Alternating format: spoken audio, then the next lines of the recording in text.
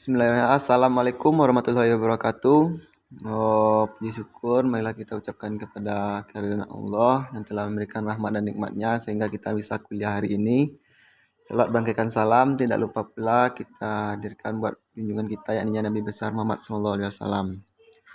Tanpa memanjang kata-kata mukadimahnya, langsung saja kita masuk presentasi pada hari ini yaitu psikologi pembelajaran menurut Van Hille, Frundenthal dan Convery.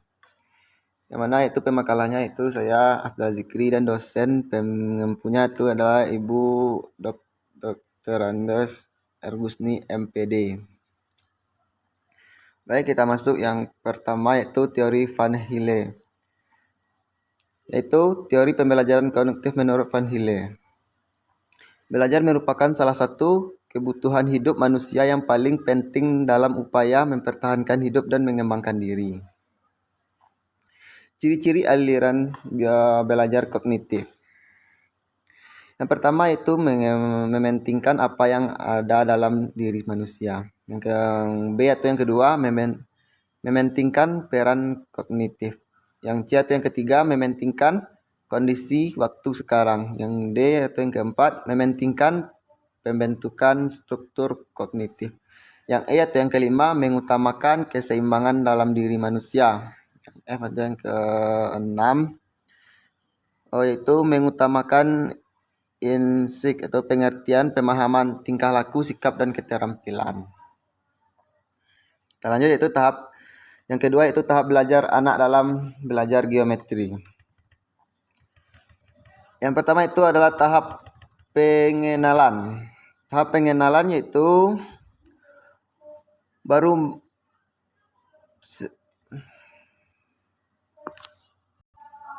pada tahap pengenalan ini yaitu anak hanya baru mengenal bangun-bangun seperti geometri seperti bola, kubus, segitiga, persegi, dan bangun-bangun geometri lainnya.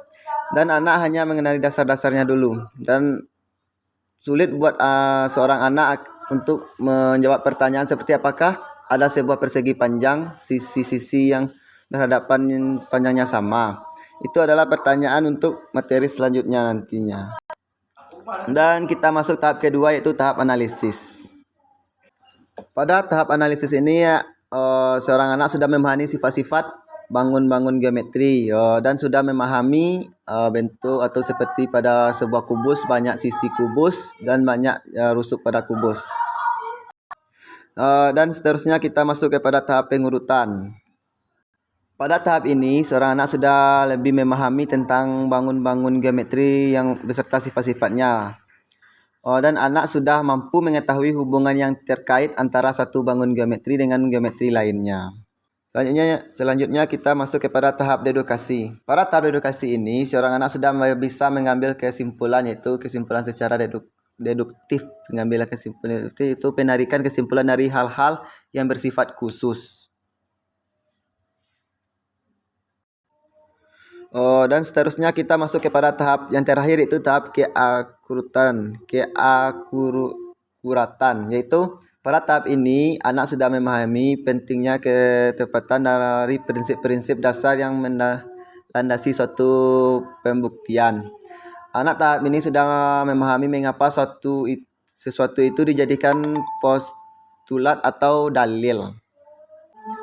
Nah, setelah kita memahami tahap-tahap dasar belajar geometri, sekarang kita masuk yaitu fase dalam pengajaran geometri. Yang mana terbagi dari 5 fase, yaitu fase pertama. Pada fase pertama ini yaitu informasi. Pada fase informasi ini, guru memberikan pertanyaan kepada siswa sambil melakukan observasi, yaitu untuk melakukan tanya jawab kepada siswa. Fase kedua yaitu orientasi langsung, yaitu siswa mengenali topik yang dipelajari melalui alat-alat yang dicermati atau alat-alat dengan cermat yang disiapkan oleh guru.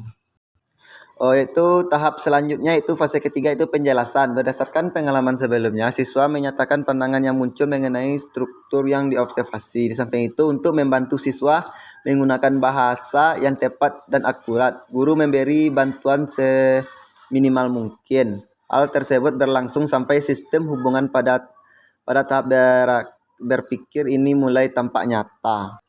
Setelah penjelasan, kita masuk fase keempat, yaitu fase orientasi atau orientasi bebas, yaitu siswa menghadapi tugas-tugas yang lebih kompleks berupa tugas yang melakukan banyak langkah, tugas-tugas yang dilengkapi dengan banyak cara, dan tugas-tugas open-ended, yaitu mereka memperoleh pengalaman dalam menemukan cara mereka sendiri maupun dalam menyelesaikan tugas-tugas.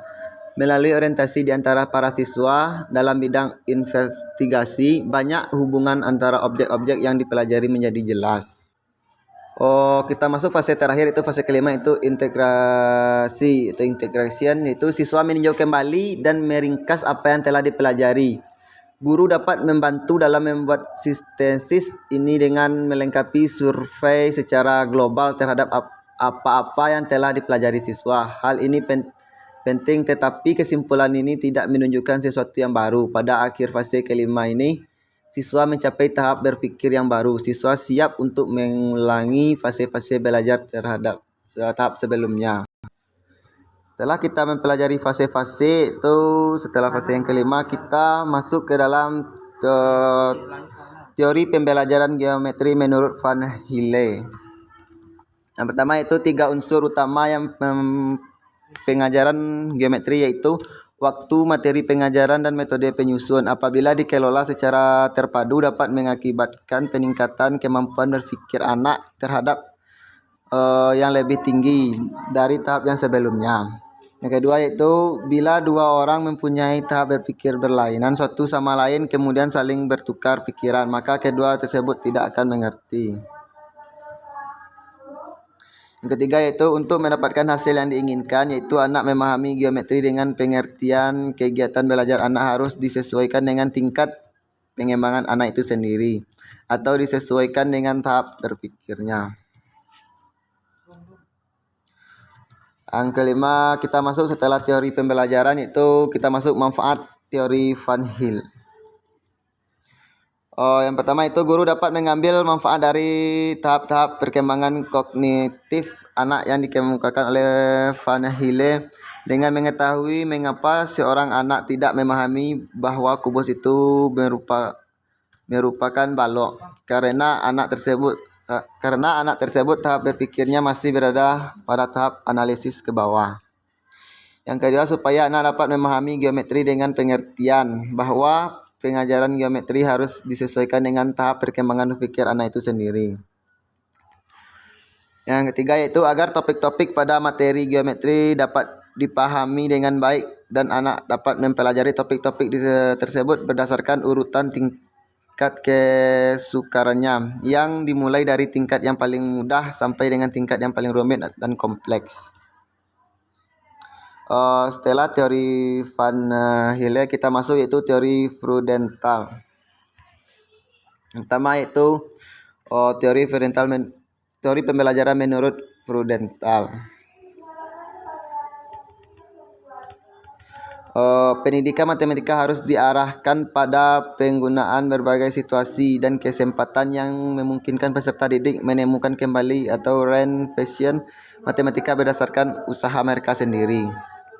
Dalam menyelesaikan suatu masalah yang dimulai dari masalah-masalah yang dapat dibayangkan oleh peserta didik diberi kebebasan menemukan strategi sendiri. Dengan cara perlahan-lahan, pendidik membimbing peserta didiknya menyelesaikan masalah tersebut secara matematis formal melalui matematisasi horizontal dan vertikal menurut pendapat Freudenthal.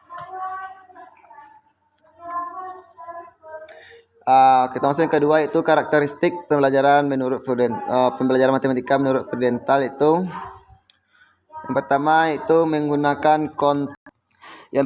menggunakan konteks, yaitu dalam pembelajaran matematika realistik lingkungan keseharian atau pengetahuan yang telah dimiliki siswa dapat dijadikan sebagai bagian materi belajar yang kontekstual bagi siswa.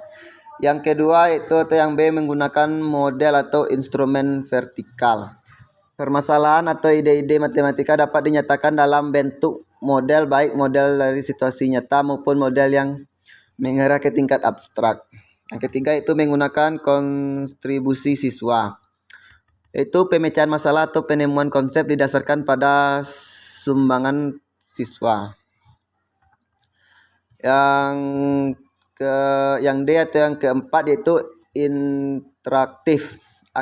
Aktivitas proses pembelajaran dibangun oleh interaksi siswa dengan siswa, siswa dengan guru, siswa dengan lingkungan dan sebagainya.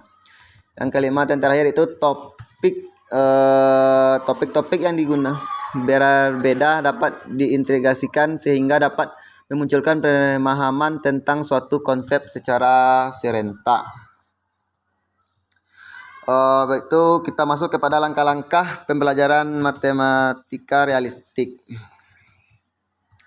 Yang pertama yaitu persiapan. Selain menyiapkan masalah kontekstual, pendidikan harus benar-benar memahami masalah dan memiliki berbagai macam strategi yang memungkinkan akan ditempuh peserta didik dalam menyelesaikannya. Yang B itu pembukaan.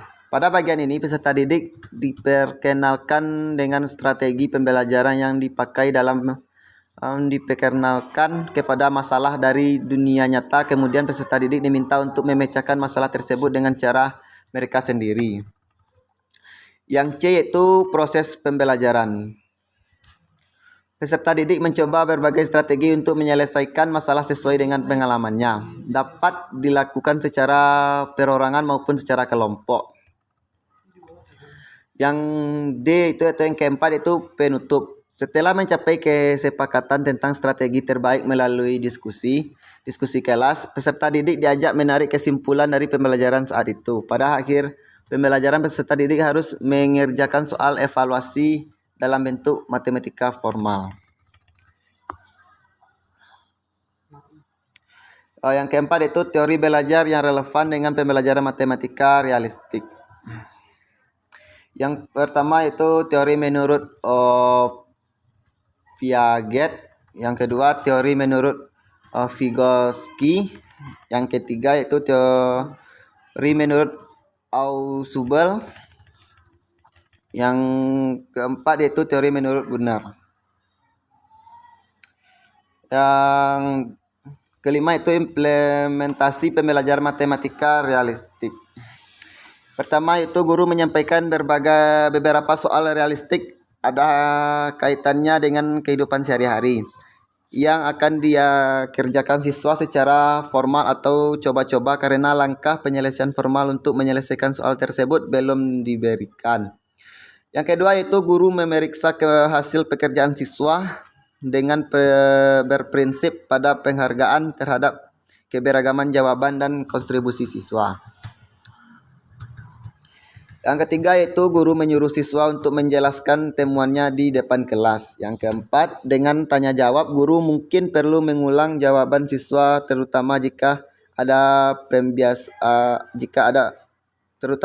pembiasaan konsep. Yang kelima itu guru baru menunjukkan langkah formal yang diperlukan untuk menyelesaikan soal tersebut. Bisa didahului dengan penjelasan tentang materi pendukungnya.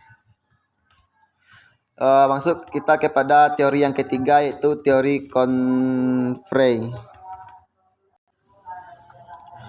Yang pertama yaitu teori pembelajaran matematik menurut Confrey.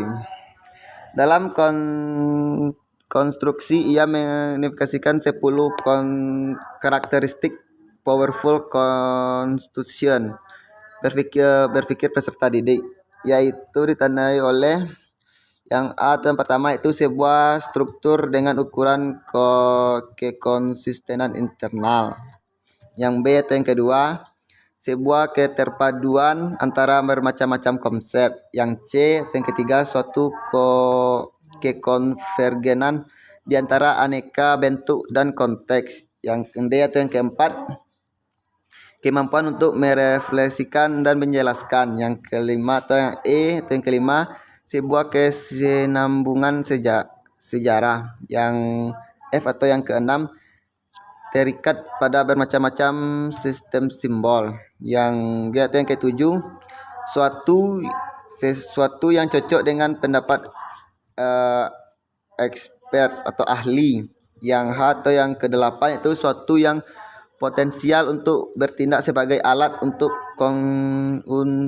konstruksi lebih lanjut. Yang ke-9 sebagai petunjuk untuk tindakan selanjutnya. Yang J atau yang 10 ini yang terakhir, suatu kemampuan untuk menjustifikasi dan mempertahankan.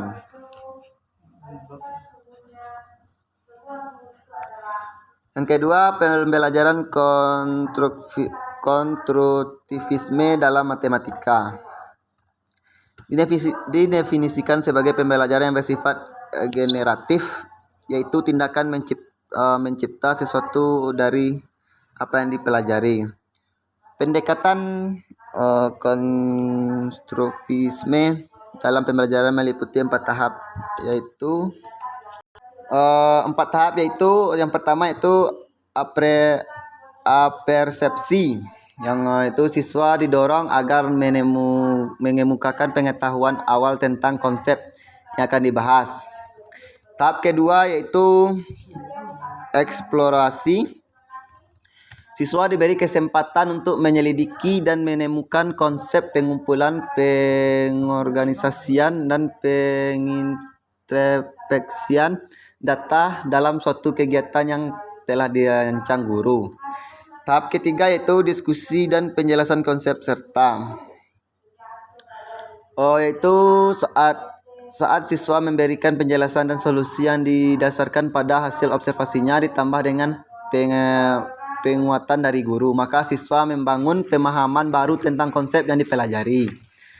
Hal ini menjadikan siswa tidak ragu-ragu lagi tentang konsepnya. Yang tahap terakhir itu tahap yang keempat, pengembangan dan aplikasi. Pada tahap ini yaitu guru berusaha menciptakan iklim pembelajaran yang memungkinkan siswa dapat mengaplikasikan pemahaman konseptualnya, baik melalui kegiatan atau pemunculan dan pemecahan masalah-masalah yang berkaitan dengan isu-isu di lingkungannya. Nah, mungkin itu dari pembahasan kita pada teori hari ini, itu 3 teori, di mana teori yaitu teori Van Hille, Freudenthal, dan Conferring. Sekian presentasi saya. Kalau ada salahnya saya mohon maaf. Akhirul kalam. Wassalamualaikum warahmatullahi wabarakatuh.